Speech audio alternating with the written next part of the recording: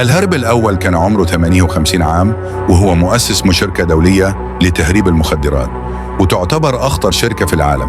وبعد فترة من الزمن قبضوا عليه وحكموا عليه ب20 عام، وبعد 8 سنين من سجنه فقط هرب بعربة غسيل ملابس بالاتفاق مع حراس السجن ومع المسؤول الرئيسي عن السجن.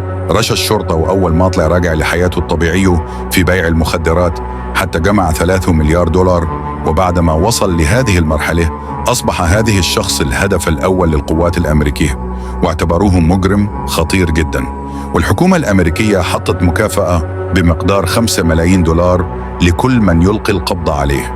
وفي 2014 عرفوا إنه موجود في فندق، وراحوا الشرطة وقبضوا عليه ودخلوه السجن مرة أخرى، لكنها لم تكن النهاية. في 2015 هرب من السجن مرة ثالثة، وإلى يومنا هذا وهم يبحثون عنه. السجين الثاني اسمه دريك، وقبضوا عليه في 2013 بسبب سرقة سيارة. بعد ما قبضوا عليه راح للمحكمة، وقبل ما يدخل قال للشرطة أبغى أحكي مكالمة.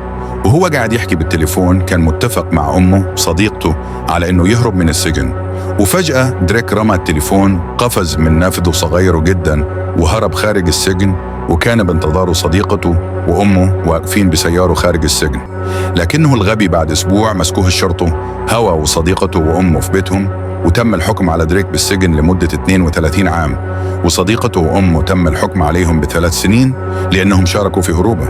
كان في مشكلة وصار في 3 مشاكل بسبب تصرف غبي